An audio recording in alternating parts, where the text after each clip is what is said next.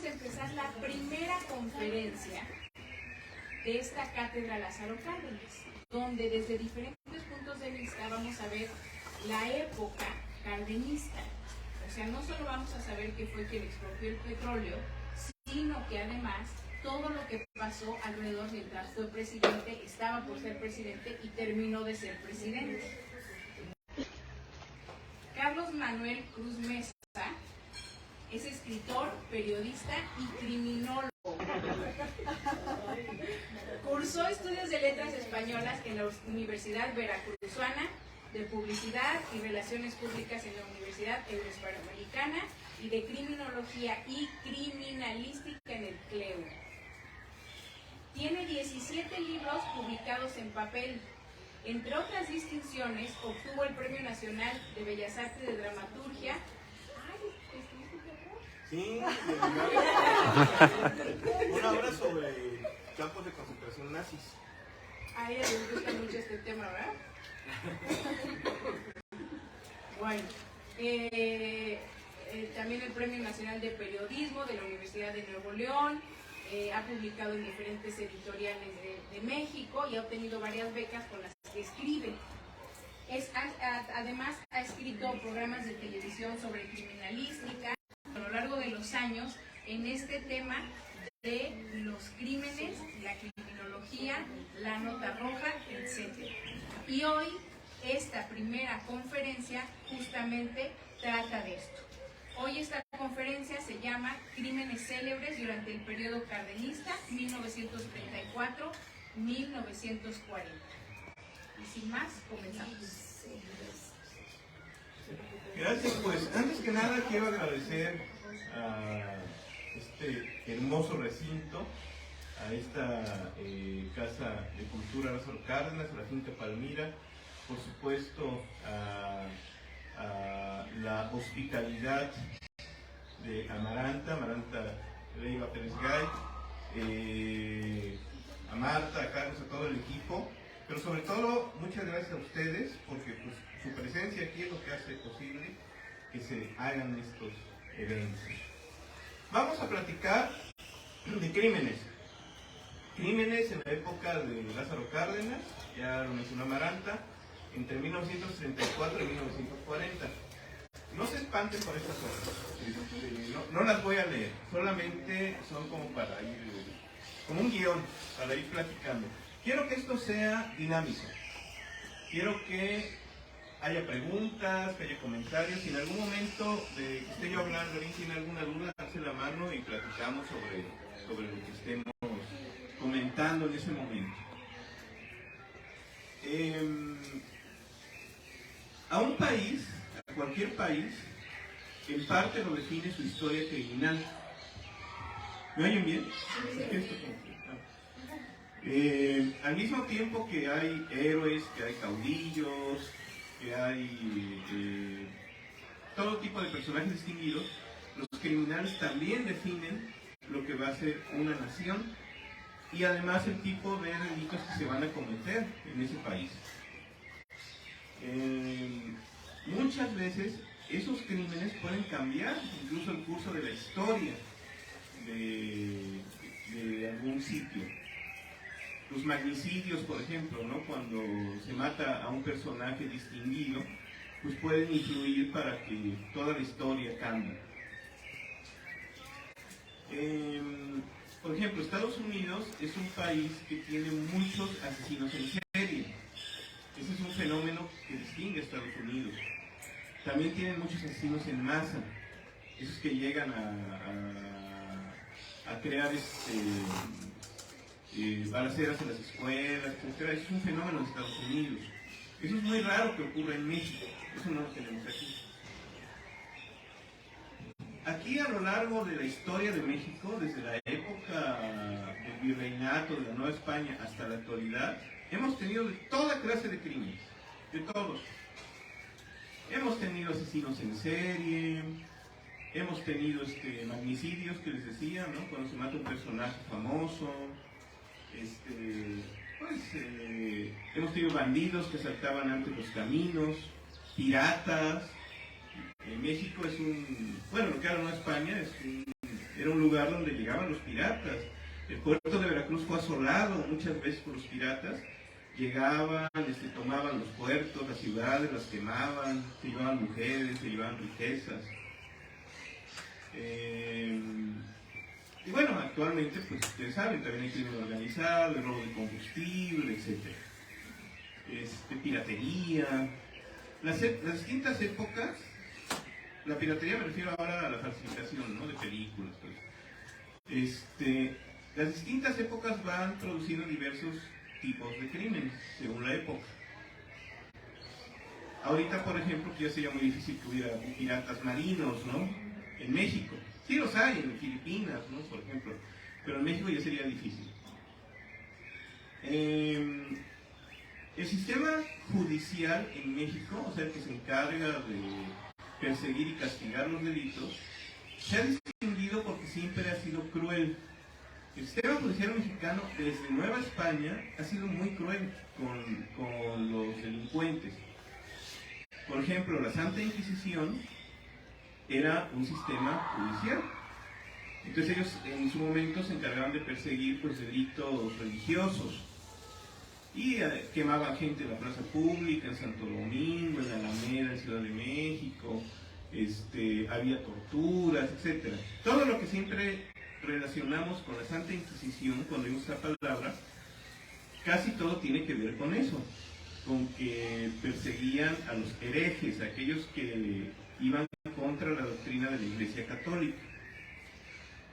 Ya cuando la Santa Inquisición fue abolida, cuando ya no funcionaba, que fue en la época de la Independencia, pues se pasó a otro sistema judicial. Les estoy dando este contexto para llegar al punto del cardenismo. El último juicio que hizo la Santa Inquisición fue el del cura José María Morelos, curiosamente. Él fue el último juzgado y condenado por la Inquisición. Ya era una época en la que no se quemaba la gente, por ejemplo, ¿no?, pero sí fue fusilado. A él se le hicieron dos juicios, uno eclesiástico, que le hizo la Inquisición, y otro civil, que le hizo el gobierno del virreinato. ¿Por qué? Porque él era un sacerdote, pero al mismo tiempo se había alzado en armas. Entonces le hicieron dos juicios. Después de la independencia, pues el sistema judicial mexicano se suavizó un poco.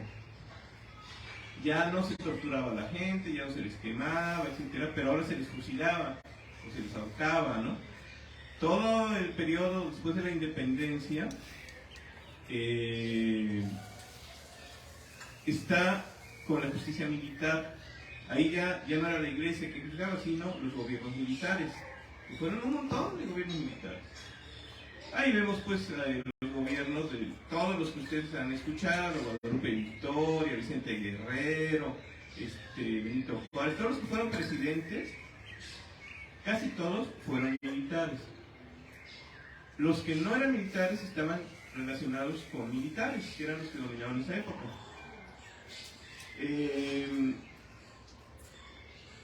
Hubo casi puro gobierno militar en México hasta Manuel Ávila Camacho, que fue el presidente que vino después de Cárdenas.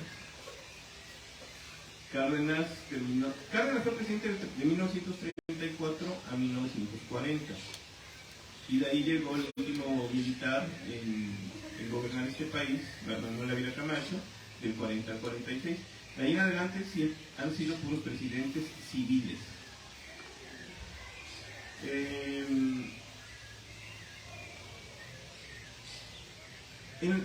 En la época del cardenismo había, como ya les dije hace rato, un tipo de crímenes característicos de esa época. A partir de 1920, más o menos, de esa década, de los 20 y los 30, en México ocurrían muchos crímenes de las llamadas viudas negras o autoviudas. ¿Quiénes eran ellas? Como el país estaba en plena Revolución Mexicana, había muchos generales, coroneles, etcétera, que tenían esposas a las cuales maltrataban. Era muy característico. el maltrato a las mujeres. La violencia contra la mujer no es nada nuevo. Y en esa época, además, al estar el periodo de la revolución, había muchas armas. Todos tenían armas en sus casas, armas de fuego, pistolas, rifles, etc. Muchas de estas mujeres, esposas sobre todo, muy jóvenes, se casaban con generales, con coroneles, con sargentos, etcétera, revolucionarios, que eran hombres violentos, eran hombres que venían pues muchas veces de pelear en batallas, de ordenar fusilamientos. Era una época muy violenta la Revolución Mexicana. Fueron 30 años de revolución que crearon un país en caos. Algunas de estas mujeres decidieron contestar el maltrato. Entonces lo que hacían era que como sus padres, sus esposos tenían armas de fuego, tomaban las armas y en un pleito, antes de que otra vez las golpearan, etc., les disparaban a los esposos y los mataban. Hay un caso muy famoso antes del cardenismo, en 1928, la primera mujer que ganó el premio de Miss México, que luego fue señorita México, sí, concursos de belleza. La primera Miss México se casó con un general al cual asesinó después a balazos. Entonces, nuestra primera representante de belleza nacional pues fue una mujer que mató a su esposo.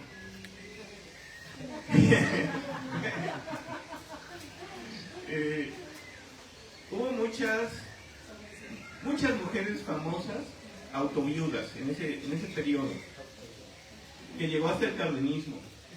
Una fue, por ejemplo, Emma Perches, le decían la viuda negra de la colonia Doctores, así le decían, de la Ciudad de México. Ella, pues obviamente también una mujer golpeada, su esposo la engañaba, etcétera. Un día toma la pistola y le dispara. Él era coronel y además era amigo del presidente Álvaro Obregón. Y después se convirtió en agente de tránsito. Entonces tenía todo el perfil para ser un hombre violento. Y lo era. Cuando ella empezó a ser maltratada, fue y puso una denuncia. Y dijo, mi esposo me golpea, me insulta, etc. Pero como era agente de tránsito, pues nadie le hizo caso. Entonces, su denuncia quedó archivada. Siguió el maltrato hasta que un día se hartó, tomó la pistola y le disparó. Porque él le había pegado con un cinturón en la cara en ese momento. Era mucha violencia.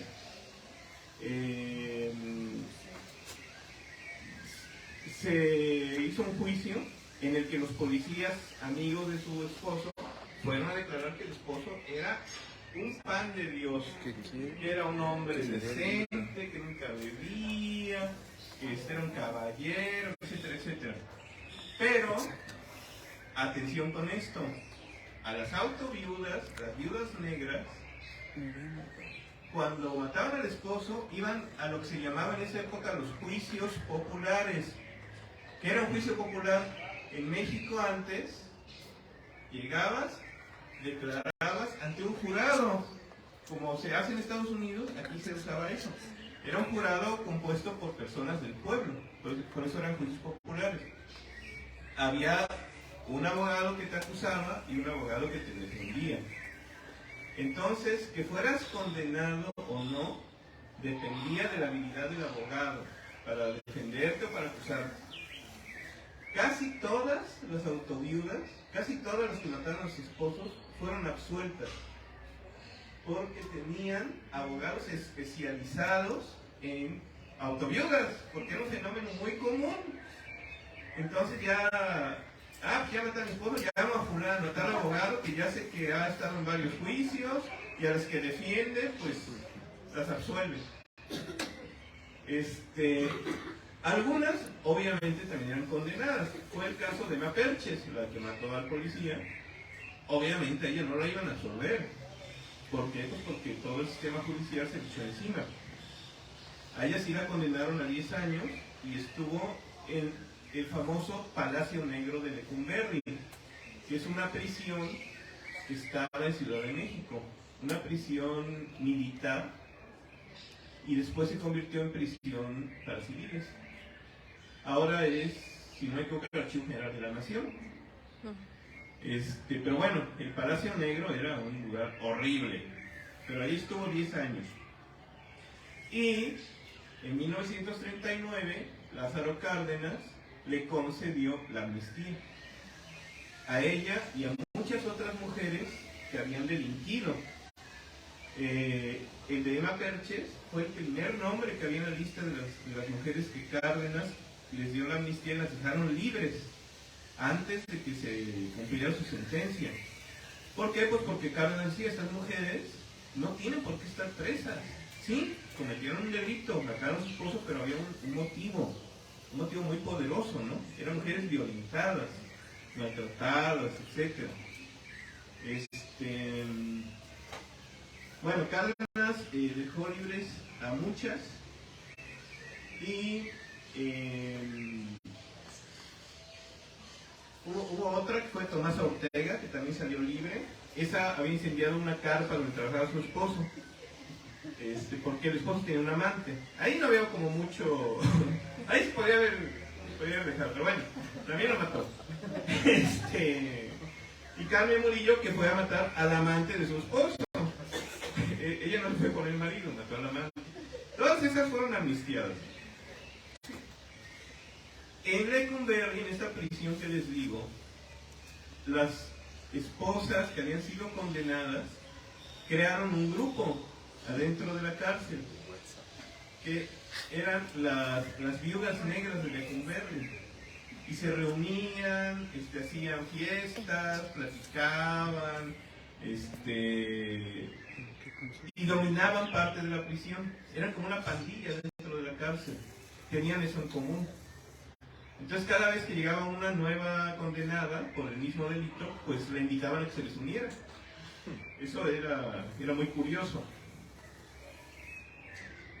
Hubo otro caso muy famoso de Esperanza Sobinet.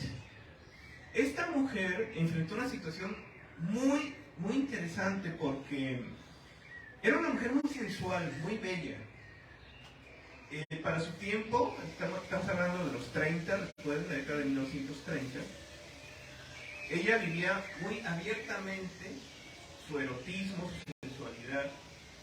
Se enamoró de un hombre que era un poco menor que ella de edad, pero era un hombre que tenía una relación casi enfermiza con su madre. Él estaba enamorado de su mamá. Empezó la relación con Esperanza, se casaron, todo, pero la mamá siempre estaba metida y demostraba unos celos enfermizos por su hijo. Esto, por supuesto, dio origen a muchos conflictos terribles. No les hago el cuento largo, llegó el momento en el que Esperanza le dijo a su esposo, ¿qué onda? ¿Tu mamá o yo? Y dijo, mi mamá, y la abandonó, y se fue con su mamá. La mamá le había escrito cartas a la nuera diciéndole, ay, mijito, cuando ya no lo quieras me lo regresas, es mi maridito, es mi esposito, así le decía. Bueno, pasó un tiempo en que estaban separados. Esperanza, pese a todo, estaba enamorada de él, no sé por qué, pero bueno, estaba enamorada de él. Lo buscó y le dijo, oye, vamos a regresar. Él regresó con ella. La mamá se siguió metiendo en la relación. Hasta que un día de plano, el esposo empezó a ponerse así ya como mal plan. Ay, es que extraño a mi mamá, que se venga a vivir con nosotros. Esperanza dijo que no, obviamente no, ve a verla, pero no va a vivir aquí. No, que tú no la quieres, que mi mami, no sé qué. Bueno, el caso es que él le dice, ¿sabes qué? Ya estoy harto. Yo quiero a mi mamá y quiero el divorcio. Órale. Esperanza estaba desesperada, contrario a su nombre. Era una Esperanza desesperada. y desesperanzada. Más bien era una esperanza desesperanzada. Quedaron de firmar el divorcio, llegan al registro civil y él llega con su mamá del brazo. Ay, no. Sí, y la suegra así se burla de Esperanza y le dice, ya ves, te lo gané. En ese momento, Esperanza cuenta que la invadió la furia. Ya llevaba una pistola en su bolsa, así que la saca. Mata a Manuel, a su esposo. Y luego mata a su suegra. En pleno registro civil. Imagínense, además iba vestida de luto. O sea, ella iba a matar. Ella iba con la idea, ¿no? Ella declaró, les voy a leer este pedacito, dice: todas las mujeres sabemos que nuestro marido no nos es fiel, pero saber que la rival es la propia madre de nuestro esposo es algo que a pocas nos ha sucedido. Pues sí. Bueno, 6 balazos le dio a Manuel, recargó, le disparó otros 6 a la suegra, yo no tenía balas. Y ya no había más que dispararle, ¿no?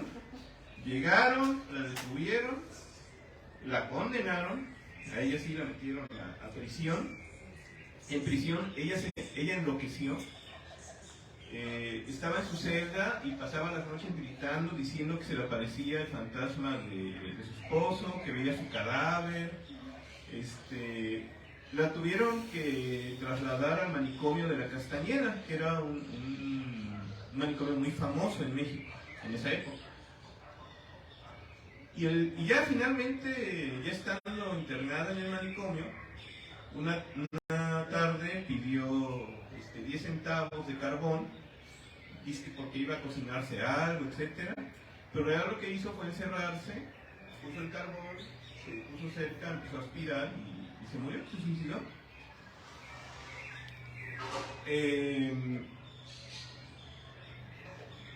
Sus últimas palabras fueron pues que la seguía persiguiendo el fantasma de su marido, y que lo peor es que ahora se le había unido el fantasma de su suegra. Entonces dice, ya no aguanto, y no, pues ya. Esa es otra historia trágica de esa época.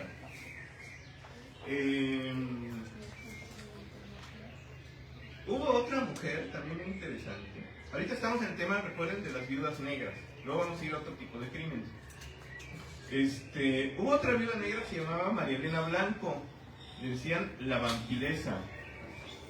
Ella se dedicaba a seducir hombres, se casaba con ellos y después tenía una banda que los secuestraban, les quitaba todo el dinero, los mataba y los aventaban a una barranca. El último fue un joyero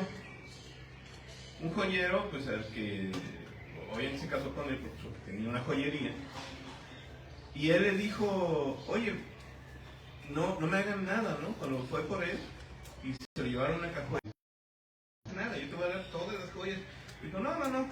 Entonces lo mataron a golpes, a palazos, lo aventaron a la barranca, etc.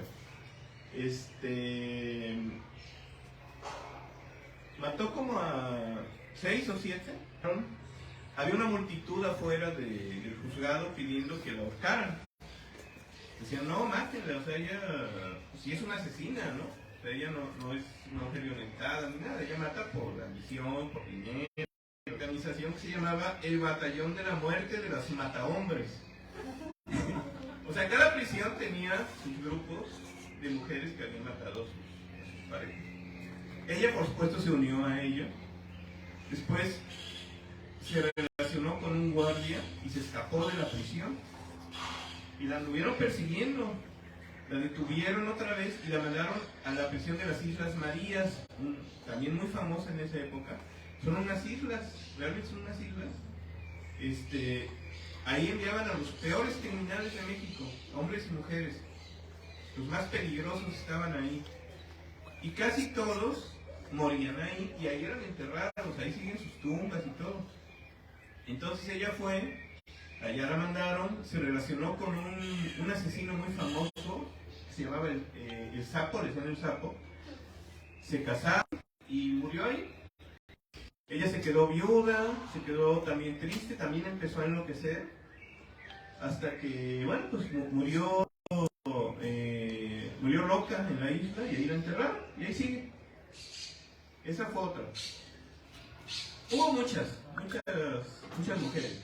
Hubo una princesa italiana también que vivió en México, y ella también mató a su esposo, que era un aristócrata europeo, porque él se relacionó con una pianista rusa.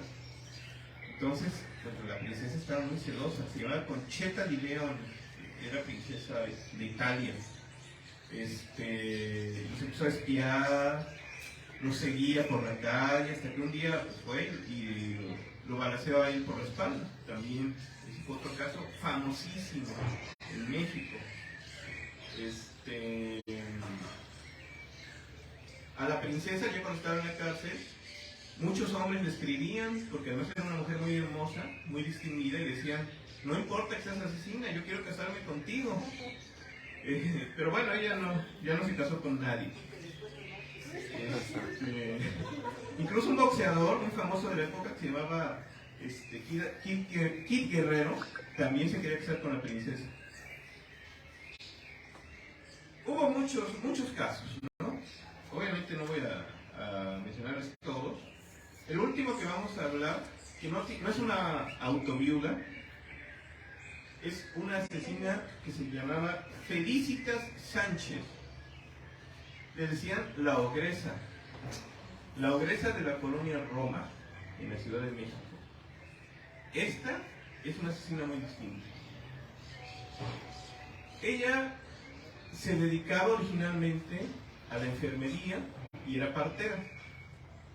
Entonces, pues, vivía en Veracruz, era de Veracruz, y se mudó a Ciudad de México y empezó a atender a mujeres que iban a dar a luz, etcétera, recibía a los bebés, todo bien.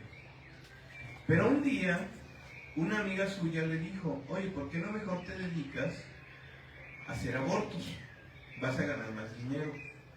Yo conozco muchas muchachas que quieren abortar.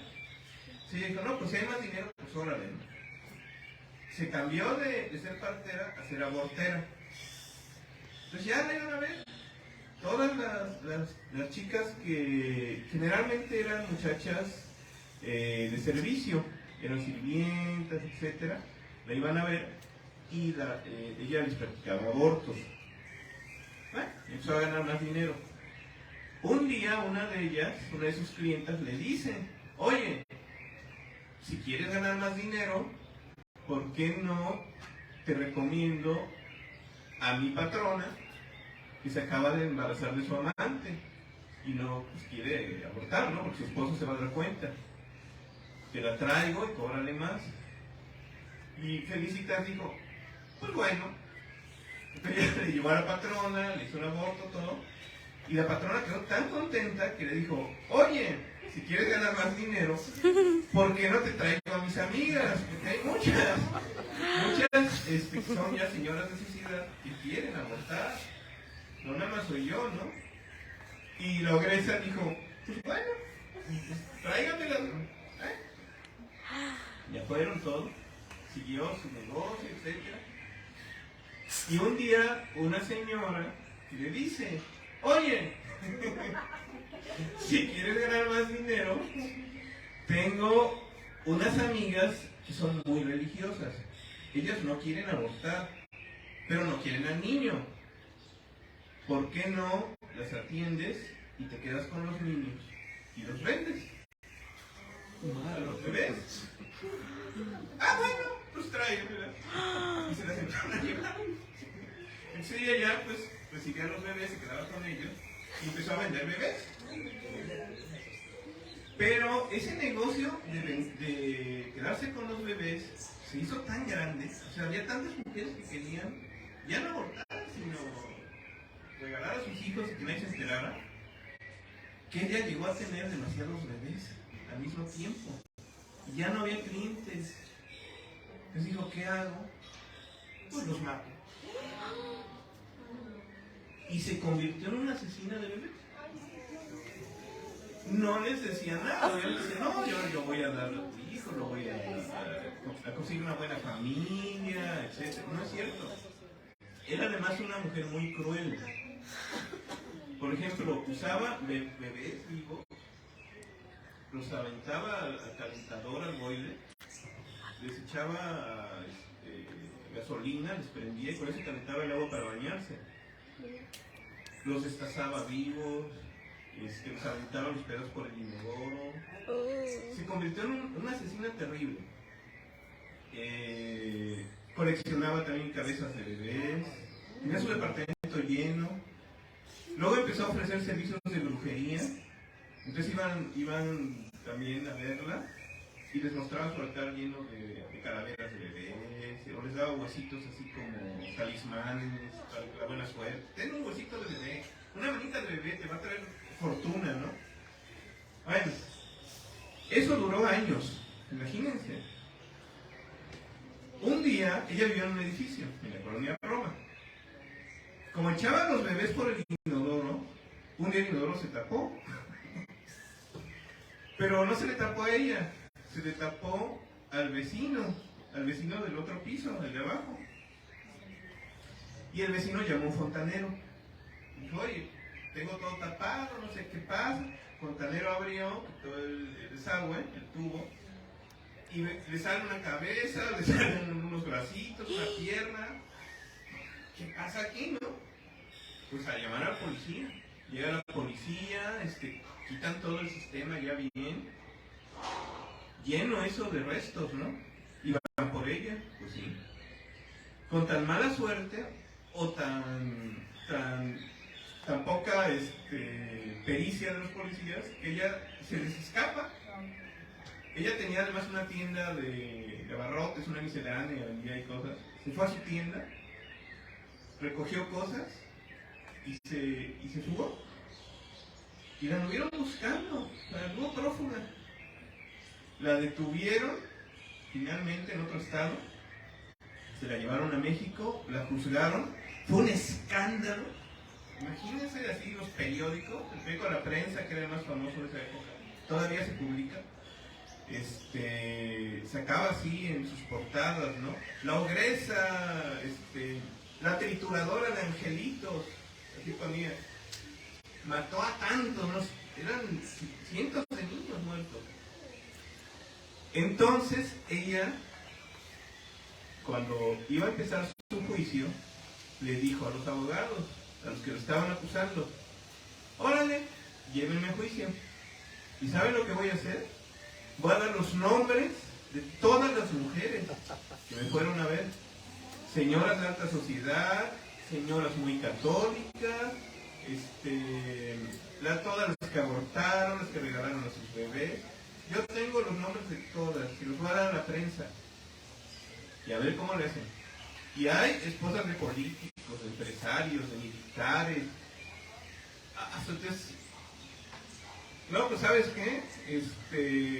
Te vamos a liberar. Así es el sistema judicial en este país. Va para afuera la ogresa, libre. ¿Sabes qué? No hay cargos, fue un error, quién sabe quién fue. Y sale libre. Pero había caído en una profunda depresión cuando estaba en la cárcel. Incluso hay fotos en los periódicos donde ella está así en el patio de prisión, en lo que la juzgaban. Está tirada así, sucia, ya no se bañaba, está así deprimida. Y los reporteros están tomando las fotos y ella está así como, no me tomen fotos. Salió ya muy deprimida porque además le dijo a su pareja que lo que más tristeza le daba es que ya no iba a tener clientes.